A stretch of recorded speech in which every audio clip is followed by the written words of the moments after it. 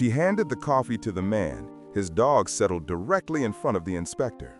Her superior didn't raise her voice. He didn't even seem angry, just cold. "You're dismissed from here, Elara." 6 years of unwavering loyalty vanished with a single sentence. She didn't cry. Instead, her hands trembled slightly as she untied her apron and walked out. Not because she had broken a rule, but because she stood up for a veteran and his service companion. What Elara didn't know then was that someone had captured the entire incident on video. And before the intense morning rush at the Golden Grain Cafe had subsided, the ground began to shake. 4 military armored vehicles rumbled into the parking lot, and from the lead vehicle emerged a decorated colonel in an impeccable blue dress uniform, a man who, at one point, owed his life to the very veterans Elara had defended. At that precise moment, everything changed. Elara Vance wasn't the kind of woman who immediately grabbed attention, but she was the one people remembered long after. At 35, she managed the Golden Grain Cafe, nestled on the edge of downtown South Star, Georgia. It was only a 15-minute drive from Delta Zero Base, one of the largest naval facilities in the Southeast. The town itself looked like a painting from a bygone era. Tree-lined sidewalks, American flags adorning every third porch, and a hardware store whose paint color hadn't changed since the Reagan administration. Yet inside the cafe, things felt different, warmer, more human. Elara ensured that. She didn't merely run the cafe as a business, she ran it as if it were a second home. It was the kind of place where someone could walk in after a long day or an exhausting mission and feel human again. The cafe wasn't pretentious, no espresso martinis or complex latte art, just strong, dark coffees, warm refills, and handwritten notes tacked to the corkboard behind the counter. But what truly defined the Golden Grain wasn't the coffee, it was Elara. She remembered names, birthdays, and deployment dates. She knew who preferred their eggs well done and who hadn't touched coffee since returning from Carthos. She created space for silence, especially the kind that emanated from veterans carrying more than just physical scars. Every Wednesday, promptly at 9 a.m., she hosted what had quietly become a town tradition, Heroes Hour. It started with just 3 of them: her father-in-law, Elias Vance, a retired Marine drill instructor; Silas, a Vietnam veteran who rarely spoke but never missed a week; and Clara, a former Army nurse whose laugh echoed like wind chimes. Over time, the circle expanded. Veterans from the desert, from Carthos, from Orion Sector, soldiers from all eras found their way to her cafe, drawn less by the menu and far more by the woman who ran it. Elara always shared the same sentiment before they began. This is a place to be seen, not to be fixed. Sit down, don't run away. And they would nod, their shoulders visibly relaxing as they drank coffee and exchanged stories. Some were humorous, some heavy, and some too painful to articulate. She rarely spoke about her own history, but everyone in town knew the outline. Her husband, Sergeant Kyle Vance, had been killed in action 6 years prior in Carthos Province, Orion Sector. His photograph hung on the wall above the register, not in uniform, but in jeans and a flannel shirt, holding a coffee mug outside the cafe's front door. The photo had been taken 2 weeks before his final deployment. He never came home. Elara never remarried, never even hinted at it. She had channeled her grief into this cafe, not to escape it, but to build something from it, something that truly mattered. People loved her for it, but more than that, they respected her. Veterans called her ma'am without irony. Teenagers held the door for her without being told. Even the mayor stopped by once a month, just to thank her for holding the town together better than most institutions. But for Elara, it was never about recognition. It was about the mission, the quiet one, the kind that didn't come with medals, but made just as much of a difference. Every time she served a cup of coffee to a veteran too anxious to sit in a crowded room. Every time she stepped out from behind the counter to check if someone was okay after staring too long out the window. Every time she let a dog nestle under a table without asking questions. It wasn't a rule book she followed. It was instinct. It was love.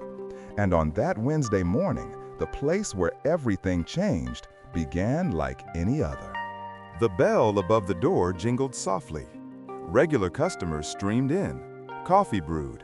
The cafe filled with quiet conversation, laughter, and a soft hum of belonging. Elara didn't know it yet, but by the end of the day, that small corner cafe would become the epicenter of a storm that would echo across Capital City. And it would all begin with a man, a dog, and a woman who refused to back down. It was a crisp Wednesday morning, the kind of morning where the sunlight felt colder than it actually was, and steam rose gently from each mug like tiny ethereal ghosts. Elara stood behind the counter, sleeves rolled up, hair pinned back, greeting each familiar face with that same silent yet warm nod. She had already brewed the first pot of dark roast for Heroes Hour and was arranging the stack of ceramic mugs she kept exclusively for veterans. Then the door jingled again, and Aaron Stone walked in with Shadow at his side. Aaron was one of the newer faces, a former Marine in his 50s, visibly carrying the weight of recognition. He didn't talk much and never lingered, but he came. That meant something.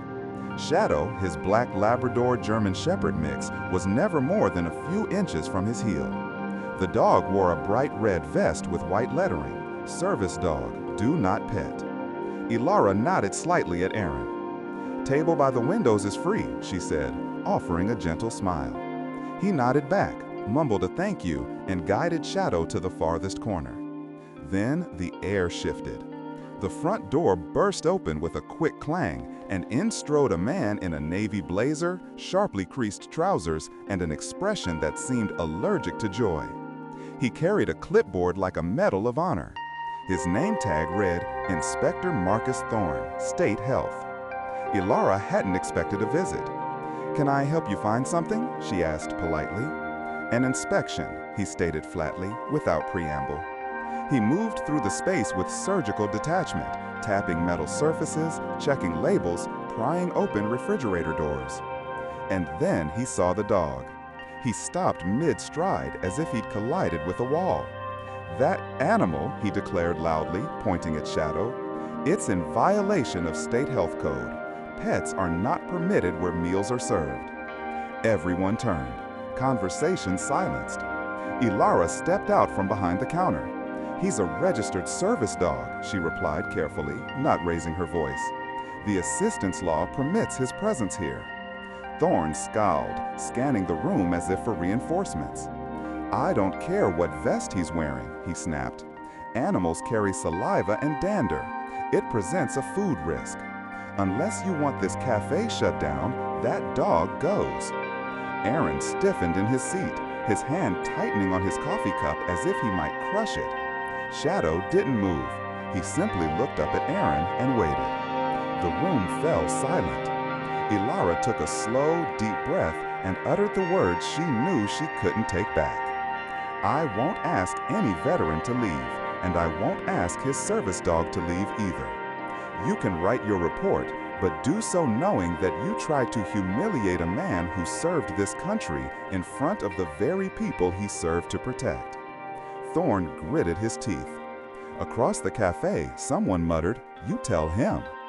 But it didn't matter, because in the doorway now stood another figure, Regional Manager Serena Blackwood of the Golden Grains parent company. Apparently, she'd arrived early for a routine check-in, just in time to witness everything. Her eyes were wide, her tone icy. "Elara Vance," she said, "you have just violated a direct health policy in front of a state inspector.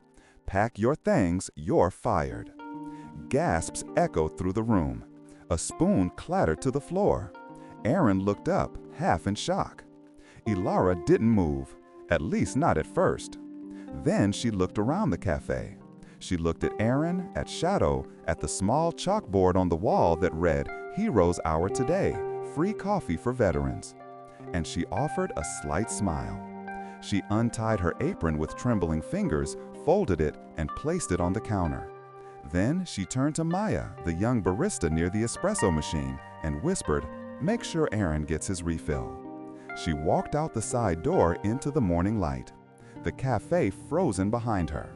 No one followed, but someone pressed the record button, and somewhere in the ether of phones, social media, and invisible networks, a story that had just begun was captured. A silent act of defiance.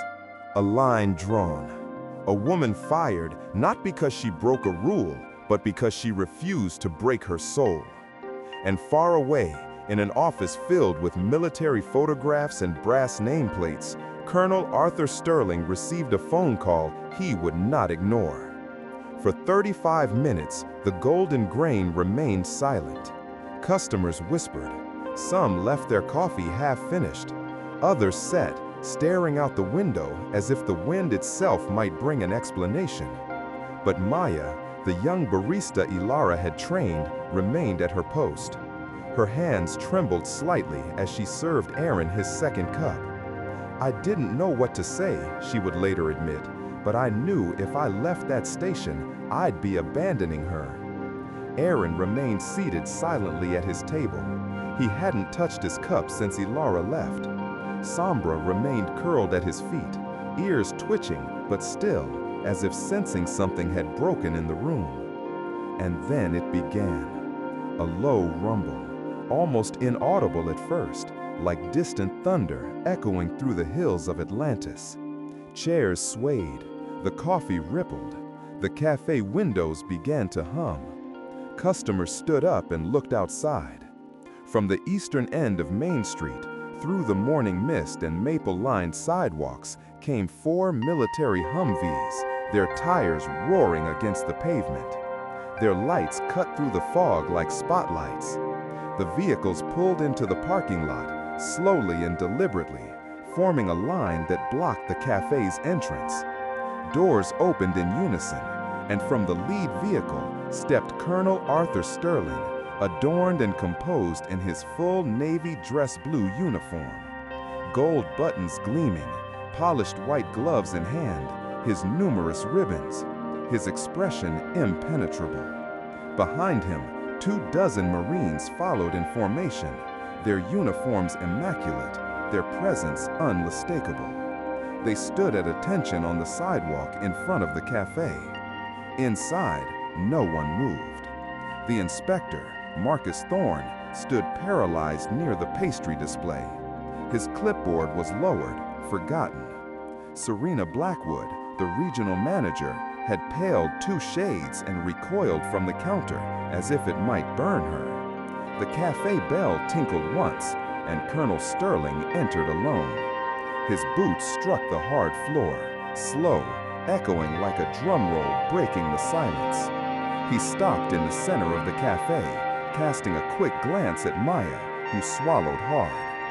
Then he looked steadily at Aaron, who had slowly risen. Their gazes met. Aaron nodded silently. The colonel returned something even deeper, a salute. And it was then that Thorne stammered, "I didn't know he was." The colonel did not raise his voice. You don't need to know who someone is to treat them with basic dignity. He turned to Maya. "Is Elara Vance here?" Maya shook her head. She was fired for defending Mr. Stone and Sombra. Colonel Sterling's jaw tightened. That woman served the families of this base better than most agencies combined. She gave my men a place to breathe when they came home, a place without words. And she treated a decorated Marine with the respect this nation promised and forgot him. Aaron cleared his throat, speaking for the first time. "She asked no questions," he said softly. "She didn't hesitate when I came in with a dog. She just served the coffee and offered me a place to sit. It was the first time in a long time I felt like a person again." A tear slipped down a woman's cheek near the register. Colonel Sterling nodded, then turned to the Marines waiting outside. He walked towards the door and with a simple gesture raised his hand. a silent, ordered signal. They formed up, reverently. Two Marines positioned themselves behind the counter and removed the corporate logo from the wall, folding the vinyl panel like a flag. Another replaced the chalkboard with a new sign brought from their vehicle. It read in bold, hand-painted white letters, "Welcome to Elara's house, where honor is served daily." When Serena Blackwood tried to interrupt, Colonel Sterling looked at her only once. "You have made your decision," he said. "Now we will make ours." Then he stepped outside, phone in hand. An instant later, Maya's phone vibrated. She looked down, confused. "It's a direct message from Delta Zero base," she said. "They've asked Elara to report to base headquarters today." Aaron let out a slow breath, eyes wide. Sombra remained motionless. And in the cafe that once served coffee and comfort, something entirely new was brewing for a reckoning. Elara sat in her truck in her driveway, keys in hand, but the engine off. A line drawn. A woman fired not because she broke a rule, but because she refused to break her soul. And far away, in an office filled with military photographs and brass nameplates, Colonel Arthur Sterling received a phone call he would not ignore. For 35 minutes, the Golden Bean remained silent. Customers whispered. Some left their coffee half-finished. Others sat, staring out the window as if the wind itself might bring an explanation. But Maya, the young barista Elara had trained, remained at her post. Her hands trembled slightly as she served Aaron his second cup. "I didn't know what to say," she would later admit, "but I knew if I left that station, I'd be abandoning her." Aaron remained seated silently at his table. He hadn't touched his cup since Elara left. Shadow remained curled at his feet, ears twitching, but still, as if sensing something had broken in the room. And then it began. A low rumble, almost inaudible at first, like distant thunder echoing through the hills of Atlantis. Chairs swayed, coffee rippled, the cafe windows began to hum. Customers rose and looked outside. From the far east end of Main Street, through the morning haze and maple-lined sidewalks, came 4 military Humvees, their tires roaring against the pavement. Their lights cut through the fog like searchlights. The vehicles pulled into the parking lot, slowly and deliberately, forming a line that blocked the cafe's entrance. Doors opened in unison, and from the lead vehicle stepped Colonel Arthur Sterling, adorned and composed in his full navy blue dress uniform. Gold buttons gleaming, polished white gloves in hand, his numerous ribbons, his expression impermeable. Behind him, 24 Marines followed in formation, their uniforms immaculate, their presence unmistakable. They stood at attention on the sidewalk in front of the cafe. Inside, no one moved. The inspector, Marcus Thorne, stood paralyzed near the pastry case. His clipboard was lowered, forgotten. Serena Blackwood, the regional manager, had paled 2 shades and backed away from the counter as if it might burn her. The cafe bell jingled once, and Colonel Sterling entered alone. His boots struck the hard floor, slow, echoing like a drum roll breaking the silence. He paused in the center of the cafe, casting a quick glance at Maya, who swallowed hard. Then he looked steadily at Aaron, who had slowly risen. Their gazes met. Aaron nodded silently. The colonel returned something even deeper, a salute. And it was then that Thorne stammered, "I didn't know he was." The colonel did not raise his voice. You don't need to know who someone is to treat them with basic dignity. He turned to Maya. "Is Elara Vance here?" Maya shook her head. She was fired for standing up for Mr. Stone and Shadow. Colonel Sterling's jaw tightened. That woman served the families of this base better than most agencies combined. She gave my men a place to breathe when they came home, a place without words. and she treated a decorated Marine with the respect this nation promised him and forgot. Aaron cleared his throat, speaking for the first time. "She didn't ask questions," he said softly. "She didn't hesitate when I walked in with a dog. She just served the coffee and offered me a place to sit. It was the first time in a long time I felt like a person again." A tear slipped down the cheek of a woman near the register. Colonel Sterling nodded, then turned to the Marines waiting outside. He walked toward the door and with a simple gesture raised his hand, a silent, ordered signal. They formed up, reverent. Two Marines positioned themselves behind the counter and removed the corporate logo from the wall, folding the vinyl panel like a flag.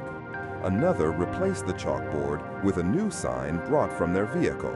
It read in bold, hand-painted white letters, "Welcome to Elara's house, where honor is served daily." When Serena Blackwood tried to interject, Colonel Sterling looked at her only once. "You have made your decision," he said. "Now we will make ours." Then he walked out, phone in hand. An instant later, Maya's phone vibrated. She looked down, confused. "It's a direct message from Delta Zero Base," she said. "They've asked Elara to report to base headquarters today." Aaron let out a slow breath, his eyes wide. Shadow remained still. And in the cafe that once served coffee and comfort, something entirely new was brewing for a reckoning. Elara sat in her pickup truck in her driveway, keys in hand, but the engine off. Even the local newspaper, the Herald of Estrela do Sul, published a full-page article, "From a Cafe to a Command, How Elara Vance Rebuilds Trust One Cup at a Time." Elara didn't do anything fancy. She didn't bring in high-profile speakers or consultants. She simply did what she had always done. She paid attention. She asked names and remembered them. She put up a whiteboard by the coffee maker that read, "Who needs a ride? Who needs a listener?"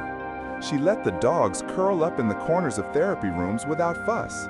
She kept using that same handwritten notebook from the cafe and added new pages, one for each veteran who came through the door.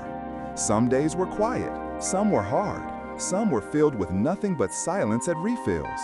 But something powerful was building. A space where pain wasn't hidden and healing didn't have to be loud. Aaron came often now. Shadow would go straight to his favorite corner and lie down, as if he'd always belonged. Luna Vargas showed up every Tuesday. She wasn't ready for group talks yet, but she'd started sketching again, images of dogs, hands, and homecomings. And Maya, the young barista from the Golden Bean, visited every Friday. She brought coffee, yes, but also laughter. And when Elara needed a second opinion on anything from wallpaper choices to website copy, Maya was the first to speak up. But not everyone was thrilled. Some staff questioned why someone with no formal training was running a federal pilot program. Auditors arrived quietly, clipboards in hand, their suits stiff with skepticism. They scrutinized records, asked probing questions, even tested the water filters on the coffee machine. At the end of their review, one inspector looked Elara straight in the eye and asked, "What certifications do you possess that qualify you to counsel veterans?" Elara didn't blink. "I have no certifications," she said softly, "only consistency and kindness." The inspector didn't reply, but made notes. A week later, Elara received formal notification. The Wellness Center was being evaluated for possible national model expansion. Colonel Sterling called it a victory. Elara just called it humbling. But even as the center grew, the Golden Bean still held a piece of her heart. One afternoon, she returned quietly, unannounced. Maya was behind the counter. "You're going to be famous now," she teased, sliding a mug across the counter. "I'm just here for coffee," Elara said, smiling. The cafe had changed. Photos of veterans now lined the walls, Aaron, Luna, and others. A new sign had been hung near the register, Elara's Corner, where no one is alone. Later that day, Elara drove across town to speak at a local benefit event for veteran families, A modest affair, mostly attended by seniors and children with crayon posters. She spoke without notes. "I didn't set out to create a program," she said. "I just refused to turn away a man and his dog." The crowd quieted, then erupted in applause. Loud, long, real. And somewhere in the back, Aaron, his silver star pinned to his chest, gave her a silent salute. Back at the center that night, Elara sat alone near the photo wall. She added one more, a picture of the cafe the day after the Humvees arrived. People shoulder to shoulder, dogs under tables, coffee in every hand. No fear, no shame, just connection.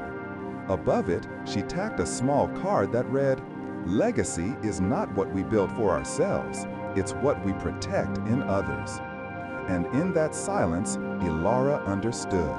The cafe hadn't closed, it had simply moved. 3 weeks after the fundraiser, a letter arrived. It came in a sealed envelope with the Department of Defense's gold emblem. Colonel Sterling handed it to Elara personally. She was in her office at the Wellness Center, surrounded by the quiet hum of a space still learning to heal. He didn't say much, just, "You're going to want to sit down for this." She opened it slowly, official language blurring as her eyes read the first line.